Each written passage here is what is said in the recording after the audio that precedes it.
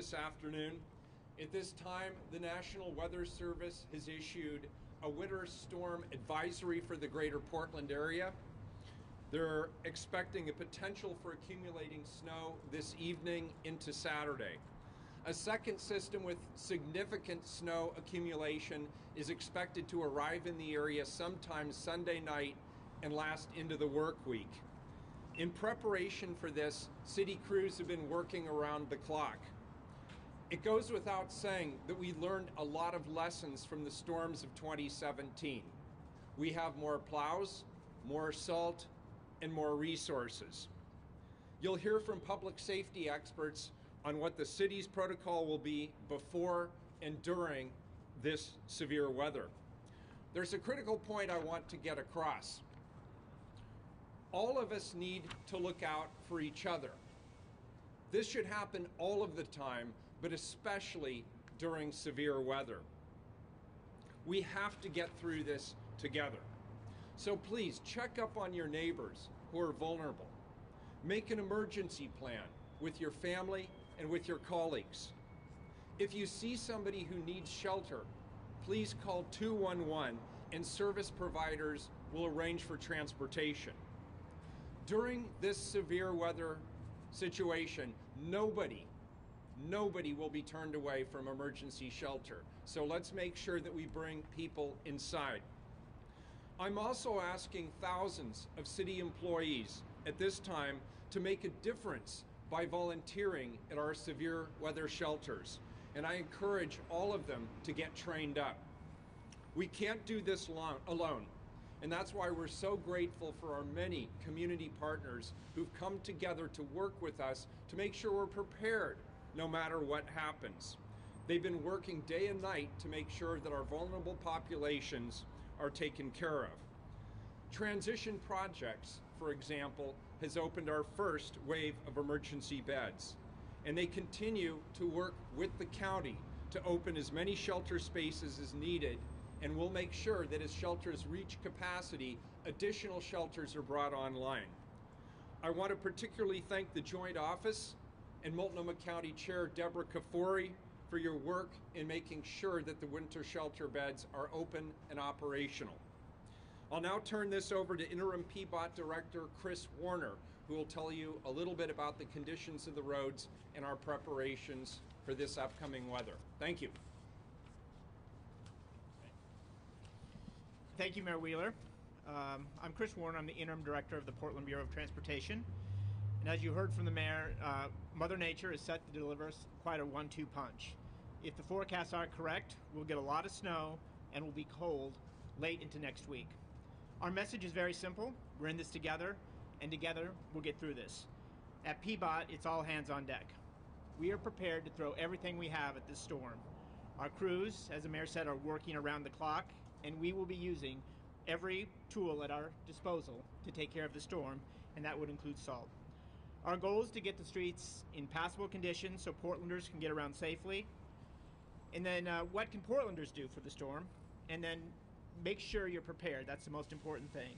Have an emergency kit in your car. Check for chains for your car, and make sure you look for the forecast, because the weather might be different when you from the beginning to the end.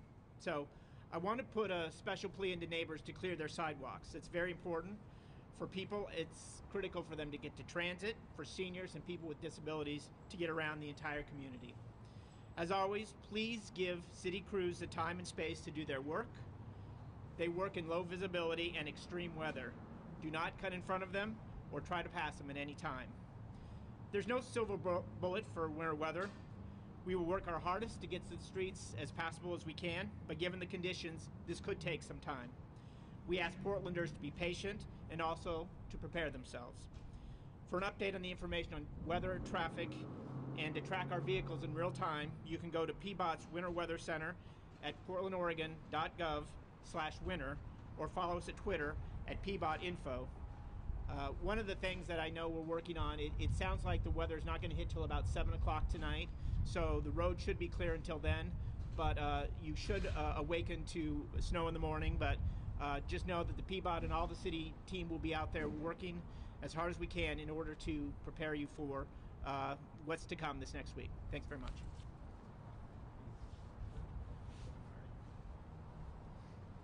Good afternoon, Lieutenant Rich Chapman, Portland Fire and Rescue, Public Information Officer. Just wanted to let all of our residents know that our Emergency Operations Division is aware of the coming weather.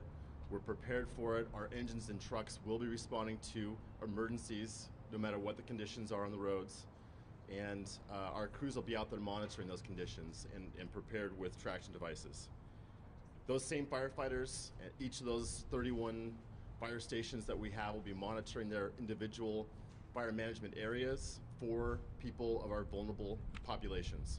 They'll be looking for folks who might be severely affected, and this is a life or death matter, by the extreme weather that we're expecting over the night, and coordinating transportation to a shelter for those folks. We also will have outreach teams on standby, and those teams will also be engaged in trying to identify those vulnerable folks and make sure that they get into shelters, and those will be coordinated through our partners through the Bureau of Emergency Management. Our ask of the public is this: help us identify those people. This is one of those moments where we really need to be a village here, and help us find those folks, make sure that we identify them, and in that way we can coordinate transport to a shelter so they're safe for the night. If that means using our 211 system, as was mentioned earlier, our non-emergency line, and also we want to let folks know not to be afraid to use 911. If those folks seem like they're in an immediate need, this is again a life or death matter, and we expect that we'll be going on some 911 calls for people that need to get to a shelter. Thank you. All right, good afternoon. I'm Robert Day, Deputy Chief of the Police Bureau. On behalf of the Chief, the Police Bureau is properly staffed and equipped for the events of the next few days. We have a long-standing tradition here and policy of working closely with all city bureaus and providers, not only to ensure the ongoing public safety requirements, but also in the assistance, as mentioned by the Fire Bureau and others, to make sure we can get people to the place they need to get to in safe, quick, and efficient manner. Although we're pretty good, we still have to maybe take our time and be aware of the fact that it's more challenging for us to get to calls for service because of the weather. So we ask for people's patience in that regard. Occasionally our staffing, we may need to double up some of our cars, our officers, to be more effective, so that might once again just reduce some of the call times to some of the traditional calls for service that we respond to. We would ask that everybody drive with due regard and exercise great patience. There may be a need for us to redirect traffic in certain areas that get too congested or too risky, and we'll make those decisions as we go. But just rest assured, we're very much engaged, very much involved in coordinating with all the people here as well as throughout the city, and the Police Bureau is looking forward to supporting our most vulnerable populations, ensuring that they can safely reach where they need to be able to get the assistance in these conditions. Thank you.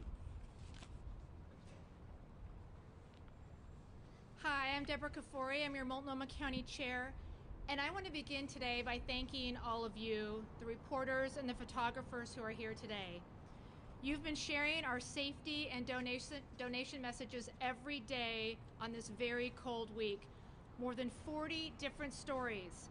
Tens of thousands of people have seen the social media, and it's made a real difference.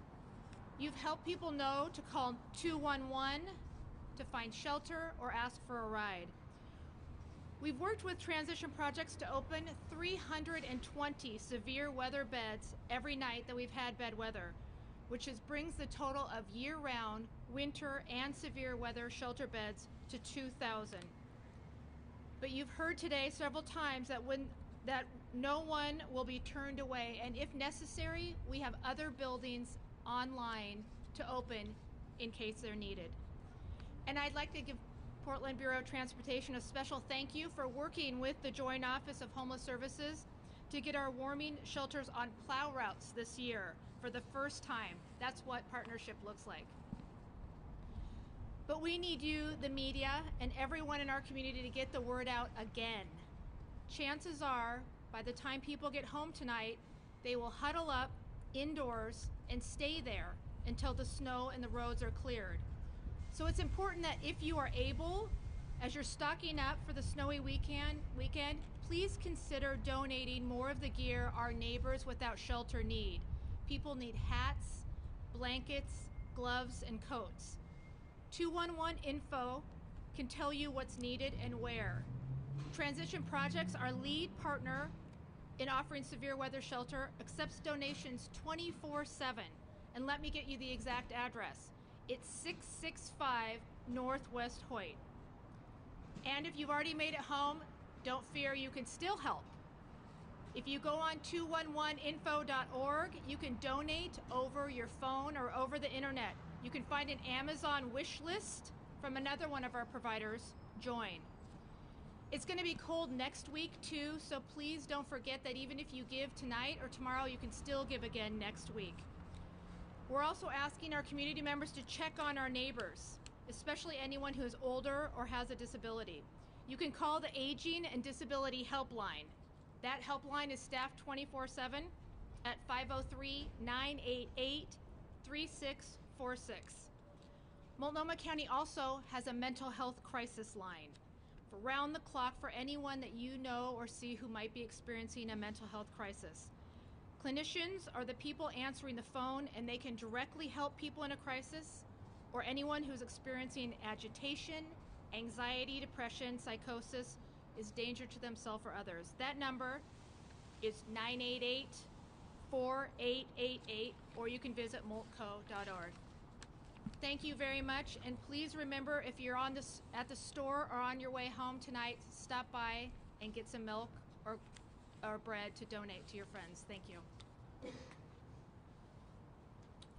So good afternoon. I appreciate the opportunity to share a public safety perspective related to the upcoming severe winter event.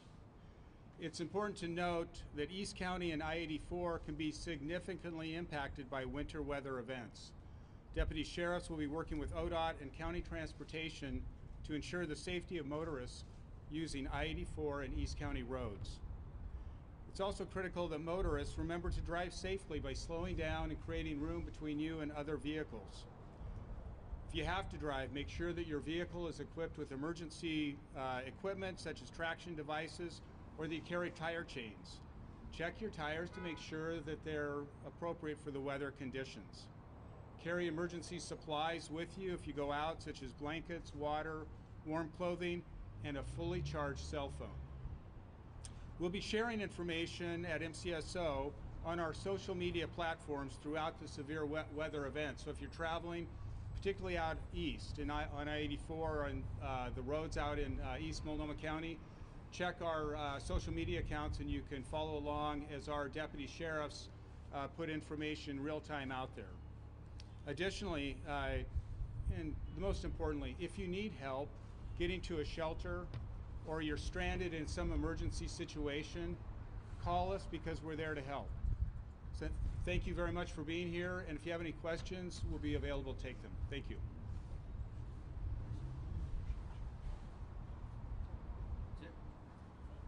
Any questions?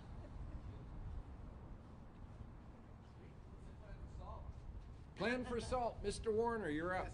Well, I'm sorry, was it a question or just a statement? The plan for salt? Yeah, we have 99 miles of salt routes, plus we have an additional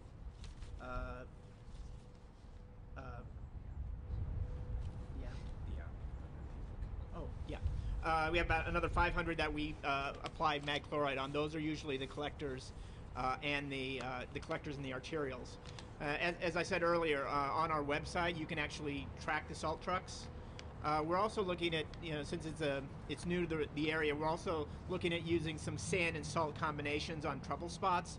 So we'll be doing some experiment. A lot of it depends on the conditions as they come. So we'll do the best we can in terms of trying to figure out those conditions. But sometimes if it ices over, then obviously that creates new challenges. Salt doesn't solve everything, but we're certainly helpful, or it's a very helpful tool in our toolbox.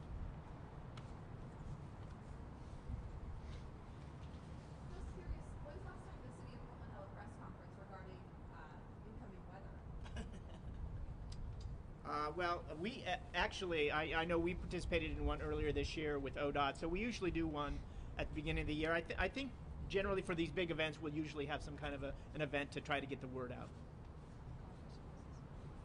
Question for you about air travel. Are there any significant impacts at PDX expected? Would the airport close in any situation? I would refer that to the Port of Portland. Thank you. Mr. Mayor, you tweeted that video where you were looking out the window of your office at snow and you were kind of saying, I don't want to see this. This doesn't look good. Are you confident in the city's ability to handle this, though? We're talking about all these systems that are in place. Yeah, I am confident. Obviously, weather is unpredictable. You never know what you're going to get. And I think we all remember 2017, where what we got was significantly worse than what was predicted, and it was a completely different type of series of weather systems than we'd experienced in many, many years. In fact, I think decades. We were not prepared for that scenario. We learned a lot from what happened in 2017. We experimented with salt. We concluded that it was successful, so we've now brought that on as a regular part of our toolkit. We invested in new plows. We looked at plow kits that could be attached to other types of city utility vehicles. We engaged in training. We expanded our intergovernmental agreements with other jurisdictions so that if we needed more resources or more plows or more personnel, we could quickly and efficiently get those resources on site. So while I never want to predict the weather and by extension predict our response to the weather, I will say we are much better prepared now than we were 2 years ago. How concerned are you about abandoned vehicles on the road, and what can drivers expect if they leave their cars? So we will have our parking enforcement are part of our team that actually goes out. So they will be towed. We have to have the parking enforcement actually to ticket them before they can be towed. So that's part of our ask is, know where you're going. Don't leave your vehicles there because they will be towed if they are left in the roadway. So be careful. Carefully drive out there, and if you see the weather is not good, you should probably stay home, and please don't abandon your vehicles because they will be towed. I think last time you allowed people to actually park in parking spots without, being towed, without being ticketed. Yeah. Is that still? That's one of the things that we'll take a look at. If the conditions are so bad, we'll do a parking amnesty downtown so people can leave their cars parked on the street. But that'll be a call we'll make, given the weather, because we'll see how it goes. All right, great. Thank you, everybody. We appreciate it. Good to see you, Commissioner.